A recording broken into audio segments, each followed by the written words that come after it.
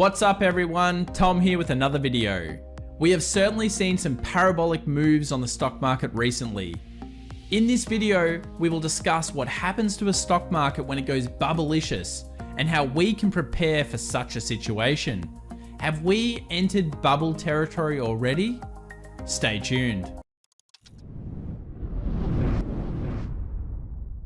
So I think the best way to really begin this video is to discuss this heat map here. And this is a heat map of the S&P 500 and the current PE or price to earnings ratios of the big companies within it.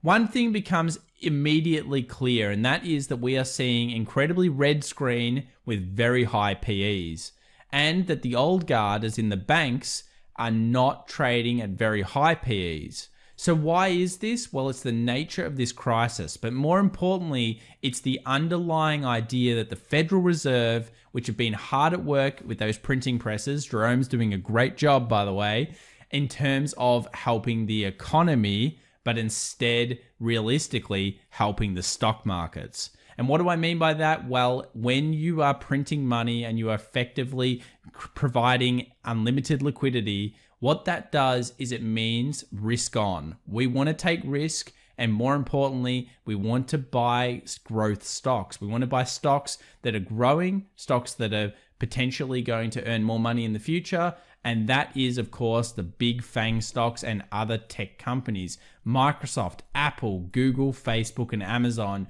It should come as no surprise that they're trading very high right now. When we look at things like the NASDAQ, it can become pretty clear when we look at a monthly that we are seeing very large moves right now, just like we were during the tech boom. And many people have created videos about this, I know. But it's the idea of how do we know that firstly we're in a bubble, and secondly that that bubble could potentially crash, and that the stock market and Wall Street are more importantly going to take advantage of the traders within it. Well, to answer that, we need to understand the type of traders that are currently in the markets and the history of the mental psychology that goes into stock market trading. So to better understand what's happening with the markets right now, we need to go through two PE ratios. One, what has the average been? Well, the average has been just under around that kind of 15 to 16 area. Where are we right now? Well, we're trading at around 28.61. When we go and talk about the Schiller PE, which is another great PE for you to understand, and there's many videos out there covering it, we are looking at 30.78 or almost 31. Not since the tech boom and bust have we seen those kind of numbers. Now, does this immediately say that we're in a bubble or that we're going to crash? Absolutely not, but it gives us an idea and a framework to understand. What does change the game, though, is really things like Bitcoin. And I say this because in 2017 to the end of 2017 into 18, we saw one of the biggest rise and falls in an instrument for a long time. So why is that important? Well, this really is the best case study to show what a market of retail traders firstly will do, their habits, and how you can kind of predict that the end was coming.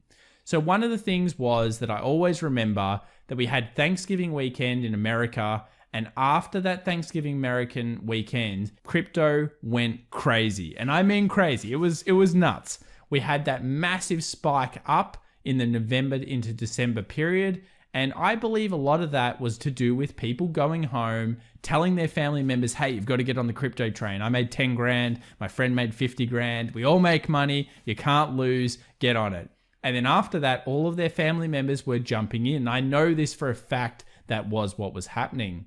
When it comes to why and how you can tell the markets are getting to an end, well, firstly, what was happening is we were seeing a huge amount of search volume coming in. When everyone's talking about something, think about that elevator idea. If you hear someone on the elevator talking about, hey, you've got to get in that cryptocurrency, or hey, you've got to get in that stock of whatever it is, Nikola or whatever kind of Kodak the other day. If you're getting in those stocks and you hear that in the elevator, then you probably want to be running for the hills, because that means that every single person is talking about it. Here we've got the market in terms of what Bitcoin was being searched for, and it hit an all-time peak basically into January of 2018. Does that equate to the peaks of what we saw with Bitcoin? It certainly does. And of course, during the crash, usually the way you see a crash is they blow off. So what I mean by that is near the end of a crash, you will usually see two main characteristics. The first characteristics is that you'll have a big move followed by an incredible sell-off. Then you'll get a new high.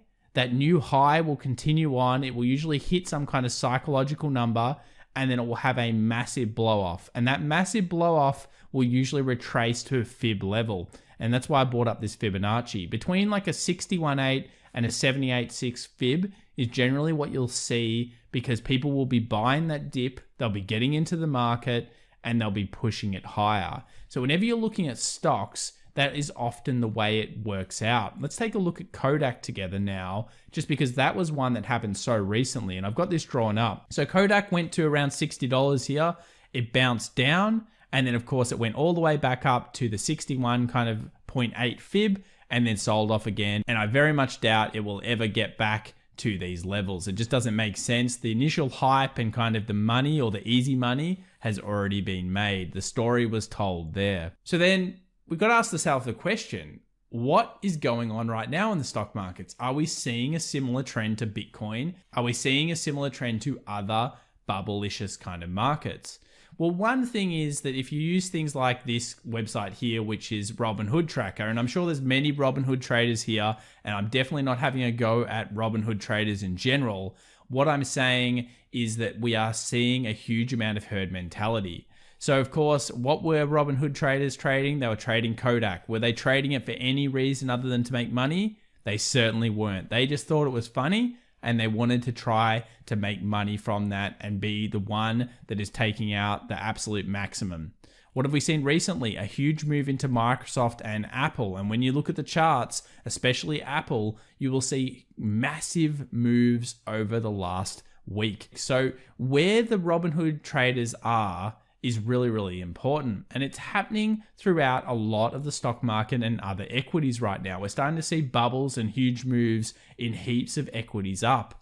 So can we search Google Trends to find out these types of things? Well, we can't really do it on the stock market, because generally when the stock market comes in, it will be when it crashes. We can see the GFC, it started crashing, huge amount of search volume. We can see that this time into the crash, huge amount of search volume. But what I think is more interesting is when you look at things like options. Options is a great way for a retail trader or anybody to take leverage in the market. And remember, what a leveraged market means, it means that markets can go up more because people are effectively borrowing money to get in to bigger positions. Now, that's what's happening right now. So options trading close to the highest it's ever been searched on Google. We've got call options absolutely hitting all-time high searches on Google. We have not seen call options be this popular since the tech boom. So of course, retail traders are getting into it, which is cool. I love trading and I'm all about trading and of course, helping people to get better at trading. But yes, these retail traders like you or myself are really making up a huge portion of this market right now. In fact, 25% of this market is retail traders.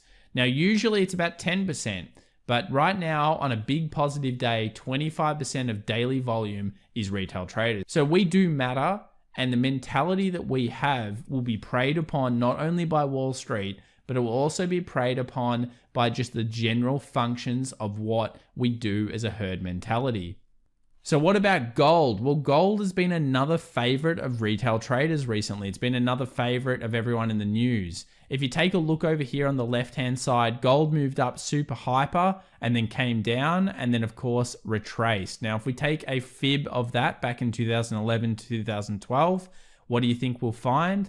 We'll find that it retraced to the 61.8 fib and then sold off. Sometimes they'll hit a new high, but generally speaking, usually when you see this kind of massive move where it went from $1,900 an ounce all the way down to $1,500, $1,600 an ounce, that will end the market bull.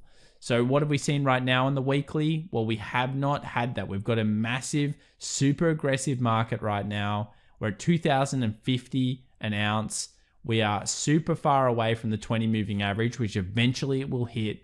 And when we search Google Analytics, what is it telling us? Well, it's saying we are at all-time highs in terms of gold interest. Gold interest has never been higher than it is right now. It's hitting all-time highs worldwide. Well, I think that presents pretty much the same kind of idea. If you saw gold sell $200 or $300 an ounce, it might initially bounce, but if it ever hits one of those 61.8 or 70 fib kind of levels and then starts to sell off again down to the base, that usually means that you're at the end of that particular cycle. And that's what you want to be recognizing and trying to understand in the markets. So that'll be what I'm looking for also in the stock market right now. Shanghai Composite, very similar thing. Big moves on the Shanghai Composite, followed by big crashes. Again, very vertical markets, and it's just funny how these bubbles happen time and time again, yet no one ever learns about them. Again, Google Analytics will not help us with this particular market because firstly, Google is not really allowed in China, but also people were only really talking about it when it crashed. I know from friends in China, they were all into it and everyone was talking about the stock market though during that time, and it becomes the new norm, and that new norm is the thing that we've got to be worried about. So I want to leave everybody with this article, and this is actually an article from Goldman. I make a lot of fun of Goldman Sachs on this channel, but it brings up an interesting opinion, and that opinion is that if we see a vaccine approval, will that actually be bad for the markets? Will that take a lot of steam out of some of these growth stocks? Well, I think it could, because effectively, if we see a vaccine and we see things go back to the norm from that aspect, then the Fed are going to be wanting to turn off the tap. And at the same time that they're turning off the tap, we might see a different US administration. And then the next question will be, how are we going to pay for all of this money that we've been printing? One of them could be US tax rises. I know they're already floating that idea here in Australia. So eventually some question will be asked, how are we going to pay for all of this? And I think a lot of it will be talking about certain corporate taxes. And one of those will certainly go on to the tech companies, as those companies make the most amount of money and are well known to be paying the least amount of tax. So hopefully everybody enjoyed this video today. If you did, make sure to subscribe and of course hit that alert button. And of course, give this video a thumbs up and comment down below whether you're concerned about the tech stocks eventually getting some kind of tax rise. Do you think it's going to happen? And do you think that's going to be a catalyst? Or do you think it's just going to be up and up and up until the election? Stay safe, stay healthy, everybody. See you next time. Bye.